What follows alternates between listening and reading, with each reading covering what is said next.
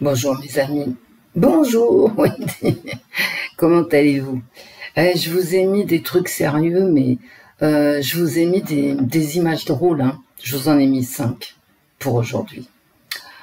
Et puis des trucs sérieux. En fait, ce que j'avais à vous dire en vous mettant les trucs sérieux, c'était que quand ça rapporte rien à personne, ça n'existe pas.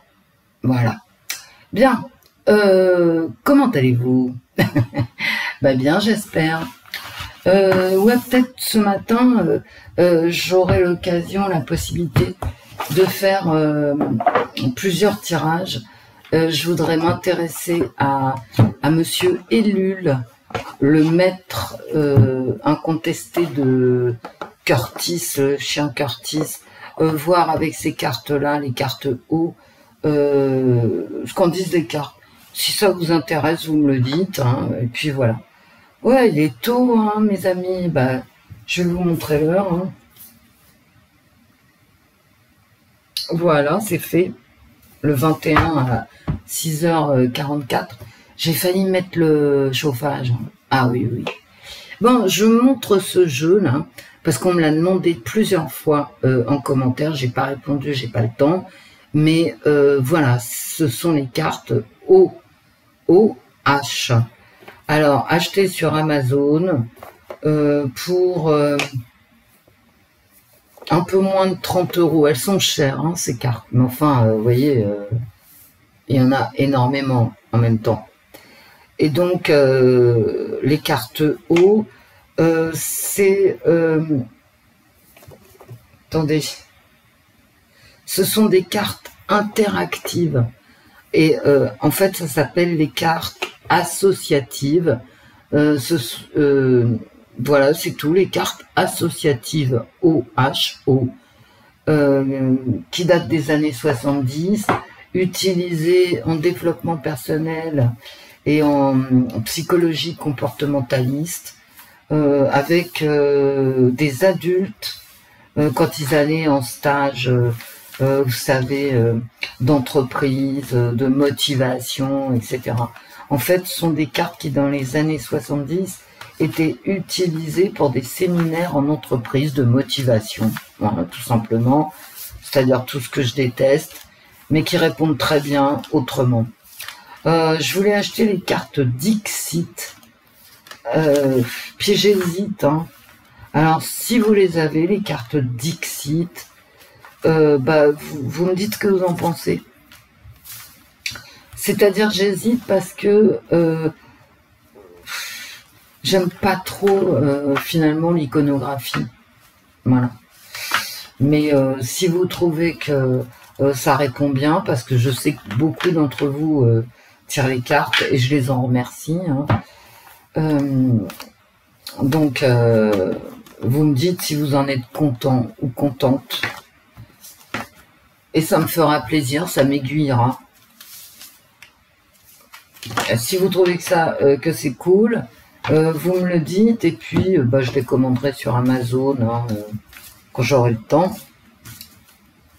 Mais ça restera dans ma tête. Ce sont les seules cartes que j'ai eu envie d'acquérir dernièrement. Je trouve que les cartes que j'ai suffisent pour tirer les cartes. Même devant une caméra. Bon, je peux me tromper, bien évidemment, mais bon.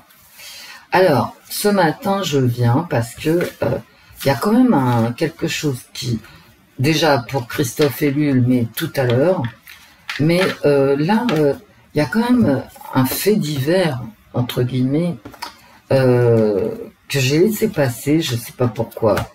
Qu'est-ce qui se passait à ce moment-là, j'en sais rien. Le PDG de Biogroup s'est jeté d'un balcon du 8e étage. J'ai lu ça sur un article, ça m'avait échappé. Hein. Ou alors, disons, je l'ai pas retenu quand il le fallait. C'est un peu poussif hein, ce que je vous raconte, mais bon, à 6h44, voilà. Donc là, je suis sur la dépêche, d'accord, la dépêche.fr. Puis c'est marqué là en gros, je suis vraiment cloche hein, des fois. Oui, oui. Stéphane Emer, PDG de Biogroupe, retrouvé mort à Paris, ce que l'on sait du drame. Bien. Alors, le mercredi 22 juin, le corps de Stéphane Emer, PDG des laboratoires Biogroupe, a été retrouvé au pied du Palace Royal Monceau à Paris. Voilà. Il est mort, bien évidemment. Hein. Un décès brutal et soudain évoque la société. La société qui se fend d'un communiqué où il n'y a rien. Blablabla. Stéphane Emer a bâti un groupe solide en France comme en Europe. En Europe, hein. L'ensemble des dirigeants et collaborateurs poursuivra son œuvre avec engagement. Condoléances, patati patata. L'hypothèse d'un suicide. Voilà. L'hypothèse d'un suicide privilégié. L'homme âgé de 52 ans, chute du balcon. Enquête. Alors, le journal Le Parisien dit que éventuellement ça viendrait de conflits dans son couple avec son épouse. Aucune déclaration officielle, j'ai retrouvé que ça. Hein. Mais il doit y avoir d'autres articles, donc je vous mettrai ma source, c'est-à-dire celle-ci, hein, de la Dépêche, en description. Hein, comme ça. Donc un père de famille,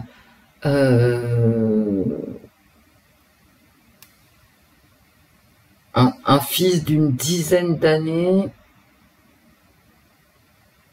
il y a 2 ans, donc un gamin qui doit avoir 12-15 ans, hein, une grande fortune française. En 2021,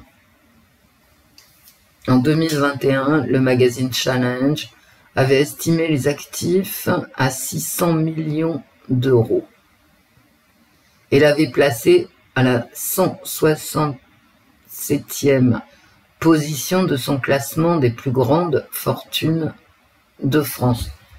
Bon, des collaborateurs en France, en Belgique, Grande-Bretagne, Espagne, Portugal, Suisse, Luxembourg. Alors, il a multiplié les acquisitions d'autres laboratoires, bien sûr. Il a pris le contrôle du réseau CMA Medina belge. La crise du Covid-19, je vous mettrai en description, hein. La crise du Covid-19 avait contribué à accroître son chiffre d'affaires parce que il faisait beaucoup de tests PCR. C'était le leader des tests PCR. Donc il a accru sa fortune au moment, toute la crise du Covid et même encore, hein, ce qu'on connaît. Alors ses collaborateurs, 2 points, j'admirais cet homme qui est parti de rien et a construit un empire. Sincères condoléances à la famille. Le syndicat des biologistes exprime son soutien à son épouse, sa famille, à ses proches. Bien. Bien, bien, bien. Donc on va voir. Hein. J'avais une autre photo de lui, mais je sais pas où elle est. Bon, sur ce journal, on n'a que ça, donc avec un masque. Mais vous retrouverez sa photo très facilement. Allez, on y va.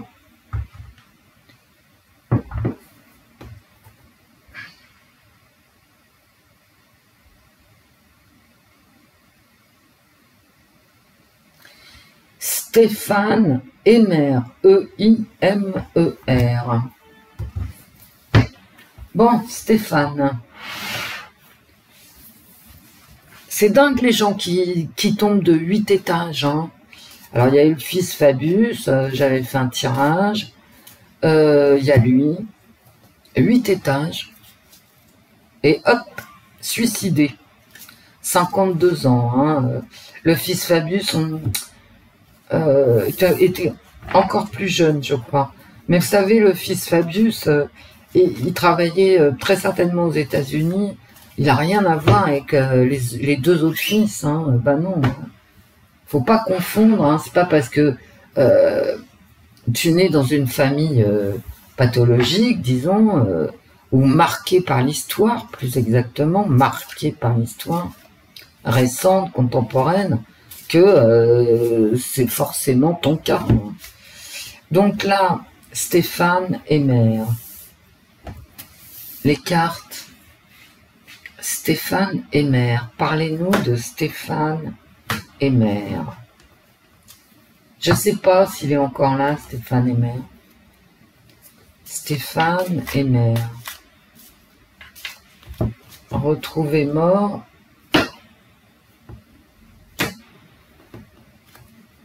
À Paris.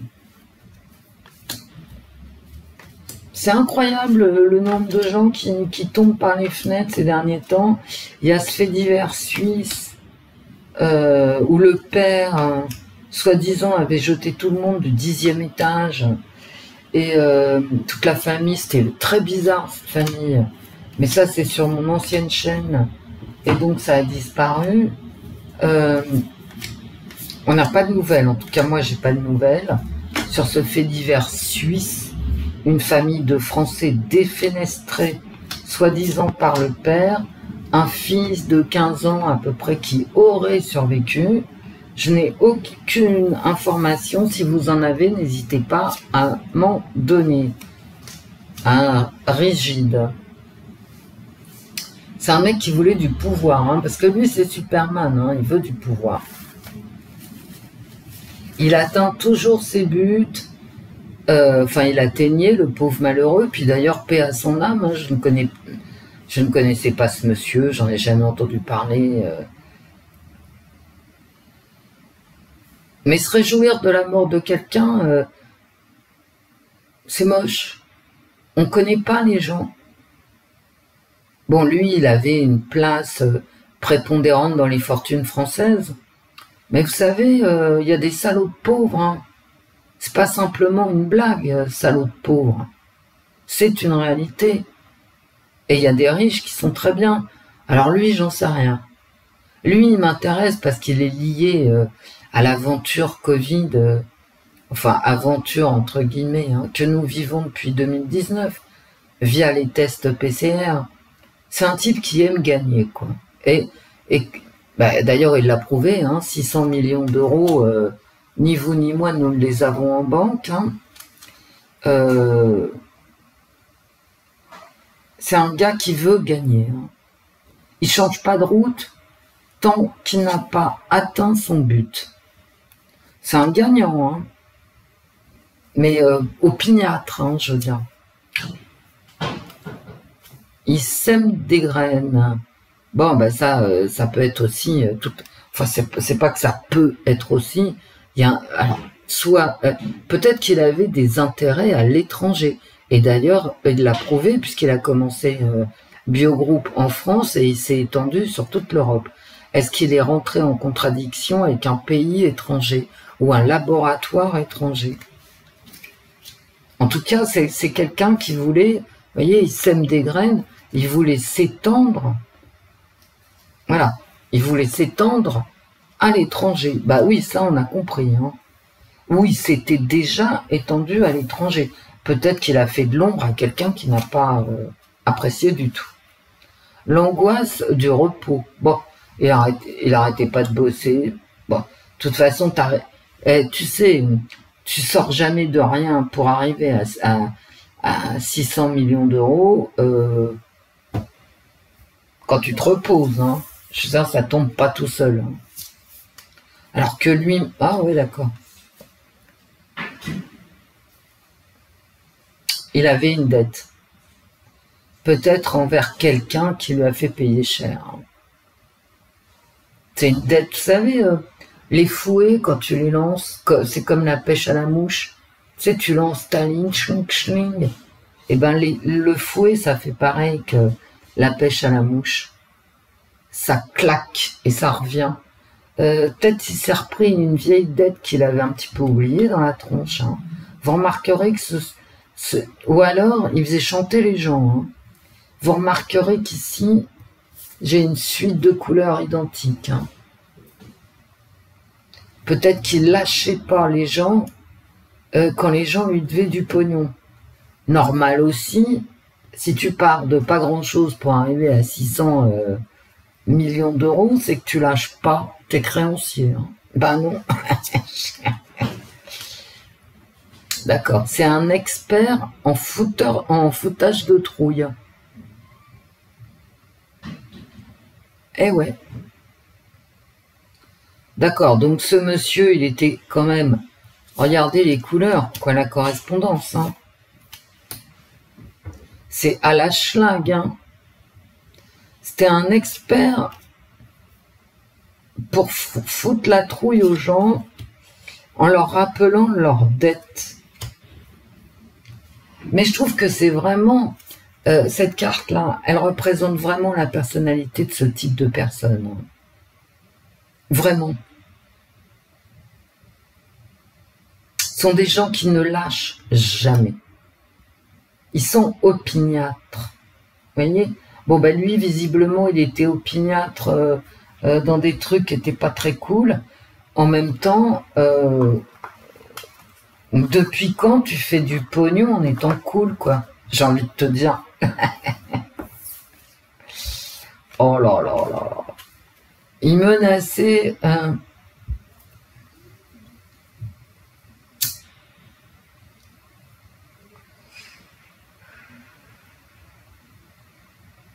il menaçait de vieilles institutions, j'ai envie de vous dire.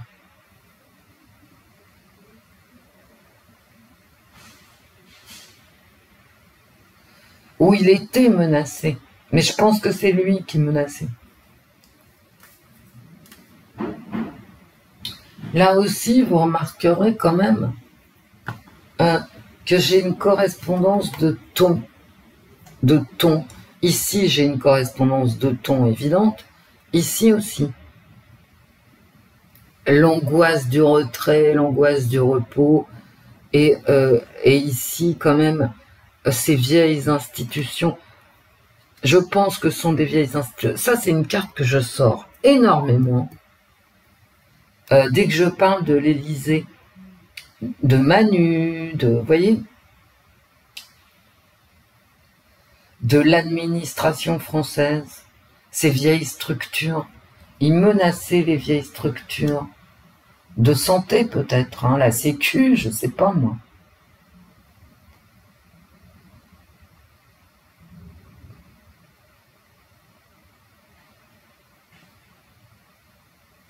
Et il avait envie de s'étendre. Hein. Il n'avait pas fini, il avait un but, il avait envie de s'étendre à l'étranger.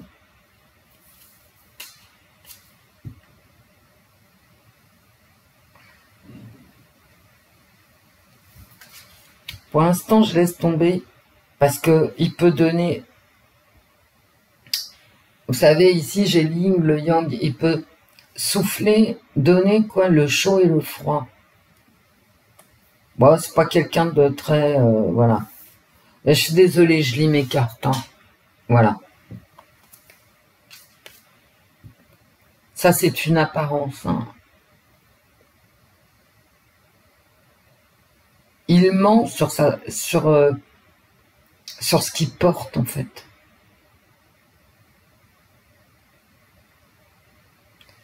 Ce n'est qu'une apparence.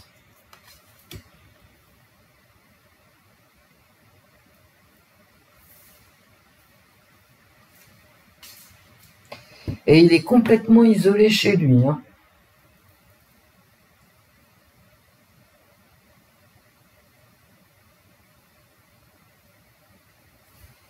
Et regardez encore une fois comme c'est curieux. Mais moi, ça me saute aux yeux. Hein. C'est la première personnalité où ça me saute autant aux yeux. Ces correspondances de ton selon ce dont on parle. Ici, on est dans le vert. Ici, on est dans le rouge. Ici, on est dans l'ocre. Et là, j'ai vraiment l'impression que c'est le couple, le fardeau, la solitude. Bon, chez lui, il est isolé. Il y a un mensonge sur ce qu'il porte. Et là, c'est vraiment un geste d'autorité. Hein. Ouais, parce que l'autre, il le prend par la main. Il se serre pas la main, les gens. D'abord, ils sont masqués. Hein. On voit qu'il y a un homme et une femme, et qu'il y en a un qui prend l'autre comme ça. J'arrête pas de vous le dire, cette carte, c'est pas une carte d'amour. C'est une carte d'intimidation.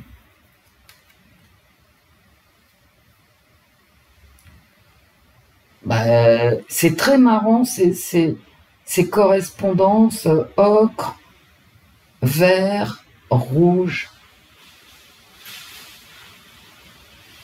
Et là, s'il est expert à faire peur, quoi, à couper des têtes, c'est peut-être aussi dans sa famille. Il ment et il est isolé. Bah, c'est pas... je le connais pas, ce monsieur. J'ai pas de... Ni de... Vous me connaissez, quand les gens sont morts, moi, je les critique pas, vous voyez. Donc, et ça vous a beaucoup choqué, hein, je sais. Mais paix à leur âme, et quoi qu'ils aient fait, Dieu les jugera. Moi, je vais pas les juger, d'accord? Moi, je paix à leur âme, voilà. Et à la limite, plus ils ont fait de péché, plus...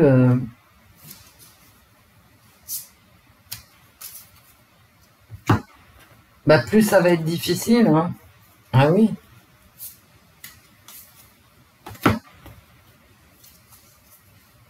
Vous savez, les gens méchants, arrivés là-haut, ils vont rendre des comptes, hein, d'une façon ou d'une autre, et d'une façon, bien évidemment, que personne ne connaît. Faut pas se leurrer. Hein. Mais admettons que nous ne soyons qu'énergie. Mais il y a des gens, ce sera des atomes de quoi? D'accord?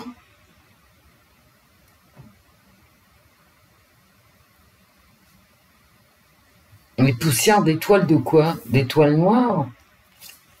Oh là là, chagrin. Ouais, là vraiment, c'est son couple. Et c'est vraiment chagrin. Hein. Bon, ça me dit pas du tout si c'est suicidé ou pas. Du tout. Ça me dit que il a quand même du chagrin dans son couple. Chagrin d'être forcé à quelque chose. De donner des ordres. Excusez-moi. Il donne des ordres. Et les autres ont du chagrin. Bah, si je vous les montrais. Il donne des ordres. D'accord? Pas désordonnés, hein, des ordres. Des, plus loin, ordres. Et ça entraîne du chagrin. Bah, moi, je le vois pas terrible, hein, ce mec-là.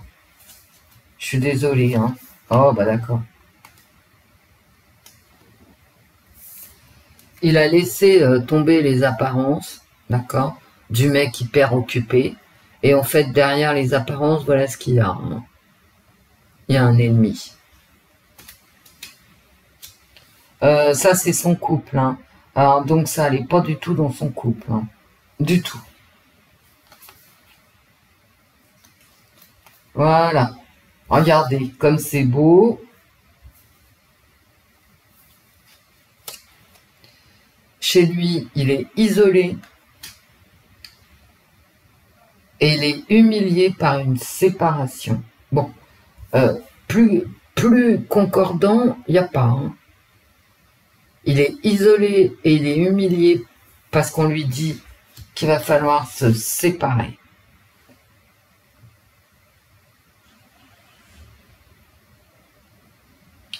Et là, c'est vraiment un changement négatif dans son couple, ce qui est logique parce que ça nous amène à la séparation, à la solitude et à la séparation.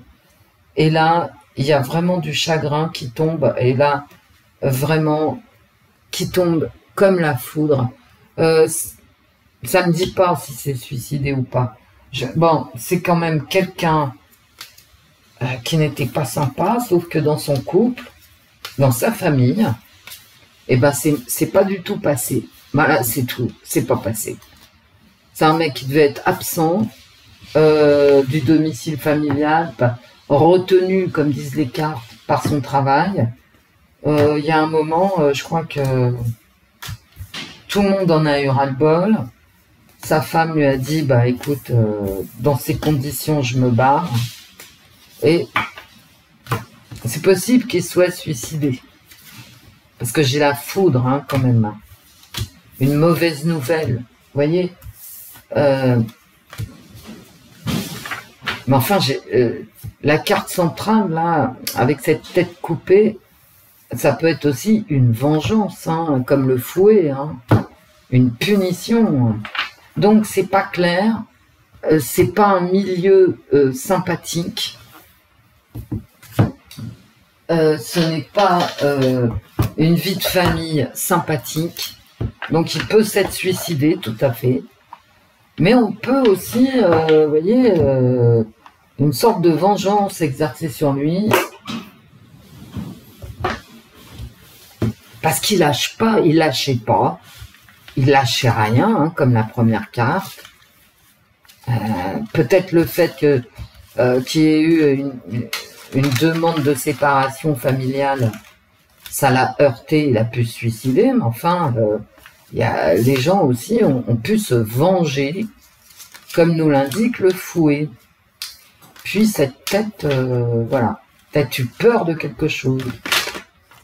Peur aussi dans ses affaires avec l'étranger. Je pencherai, d'après mes cartes, je pencherai davantage pour un suicide par surmenage, que ça soit dans sa vie professionnelle ou familiale, une mise à l'écart de la famille avec un surmenage professionnel, je pencherai plus pour un suicide, personnellement. Le reste, c'est-à-dire qu'on les poussait du 8e étage, n'étant pas, pour le moment, spécialement exclu. Est-ce que Stéphane Emer s'est suicidé? Ouais, je ressors la femme. Hein. Voilà. Bon, j'arrête pas de vous en parler de ces histoires de couple et l'étranger. Hein. D'accord. Je ressors les vieux. La dispute. La maladie à l'étranger. La passion. Le conflit dans la maison. Ouais, il s'est certainement suicidé. Je vais faire le tirage. Hein. C'est quand même ce qui sort en premier.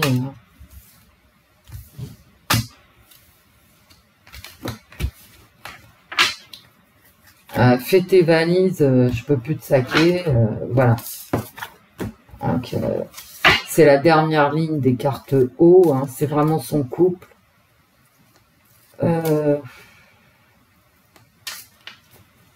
Avec dans les cartes haut la carte de la séparation, hein, l'étranger, fais tes valises. Vous savez, ces mecs-là, je sais pas comment ils marchent, moi, hein, ni à quoi ils marchent. Hein.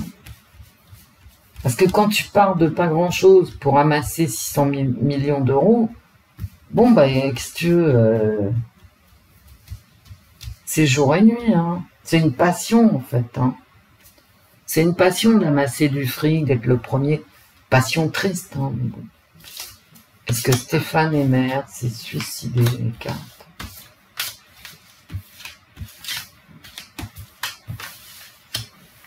Et si ça veut pas... Alors, c'est un tirage de cartes. Hein, ça veut dire que ça vaut rien. Hein, ce n'est pas une réalité, pas du tout. Et en plus que ce soit un tirage de cartes, donc qui ne vaut rien, ça vaut rien, c'est même pas une opinion, ça sert à rien, je peux me planter à 99%.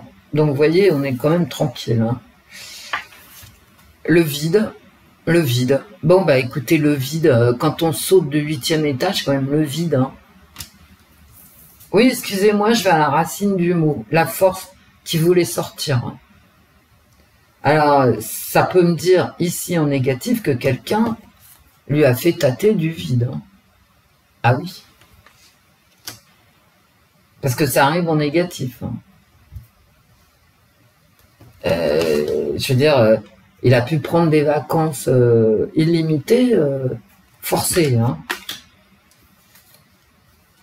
La dispute hein, qui chapeaute le tout, qui donne l'ambiance, le pourquoi, qu'est-ce qui se passait à ce moment-là, l'ambiance générale dans sa tête, c'est la dispute. Hein. C'est la dispute. Et l'union. Alors, est-ce que c'est une histoire d'amour parce que l'union dans un suicide, la réussite,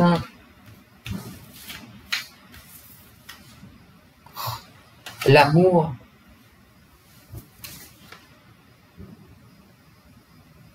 il n'y a plus d'amour, c'est le vide. La force, le conflit. C'est un conflit, mais vraiment important, hein, qui arrive en négatif. Hein, par rapport à l'amour et le repos. Hein. Donc, et le vide, en fait.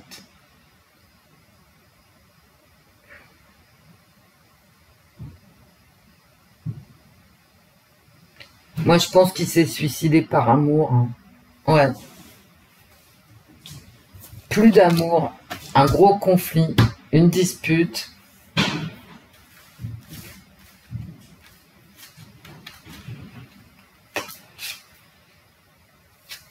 Le danger.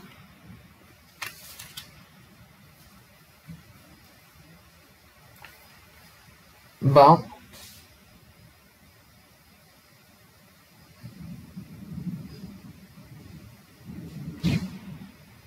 C'est un suicide, à mon avis, pour des raisons très personnelles.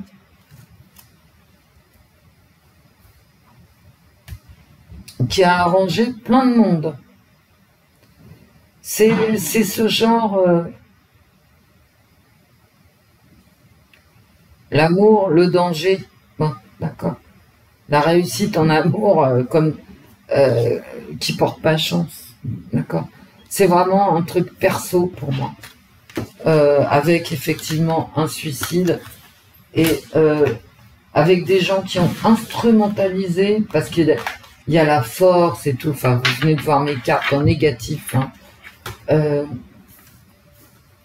Tout ça, ça a été instrumentalisé. Parce que vous savez, quand on arrive à ce niveau de fortune et de responsabilité, surtout des tests PCR, n'est-ce pas? Avec les laboratoires pharmaceutiques, etc. Vous savez, eux, alors là, c'est même plus des grandes fortunes, hein, c'est le complexe militaro-industriel que tu as derrière toi. Ils peuvent tout à fait instrumentaliser des problèmes que tu as avec, dans ton foyer et faire de ta vie un enfer. J'ai envie de vous dire, il s'est peut-être suicidé, mais ça a arrangé tout le monde. Il y a vraiment cette notion de force dangereuse en négatif.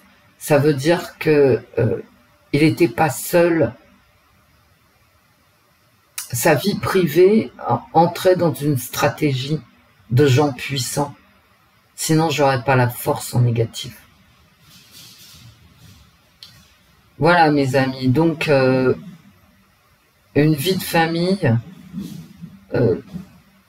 peut-être instrumentalisée par des gens qui lui beaucoup plus forts que lui, parce que ça existe. Hein, c'est pas parce que tu as 600 millions d'euros que vous avez qu'à voir la fortune de Jeff Bezos.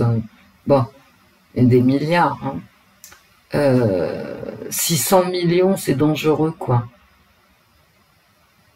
Tu nages avec les requins, mais t'es pas assez gros. Et je veux dire, t'es trop petit pour faire peur aux gros requins. Et t'es trop gros pour que les petits fassent attention à toi parce qu'ils veulent ta place. Donc, vous savez, ces gens-là, le complexe militaro-industriel, hein, et donc les groupes pharmaceutiques, sont capables de tout et ils ont les moyens. Ils ont les moyens. Moi, je dirais un suicide, mais instrumentalisé. Alors, vous allez me dire, mais Wendy, c'est plus un suicide. On est entre les deux. Comment c'est possible? Je ne sais pas. Mais je sais qu'ils peuvent le faire. Ils peuvent le faire. Ils instrumentalisent lui, sa femme, ses gosses, et ils t'amènent là où ils veulent. Et ils peuvent le faire, hein, ils peuvent le faire, ils peuvent le faire. Voilà, c'est tout. Ils l'ont déjà fait. Hein. Bon, je vous laisse et je reviens tout à l'heure. Gros bisous, mes amis. Bah, c'était pas gay, Wendy. Bah non, parfois c'est pas gay. À tout à l'heure, mes amis.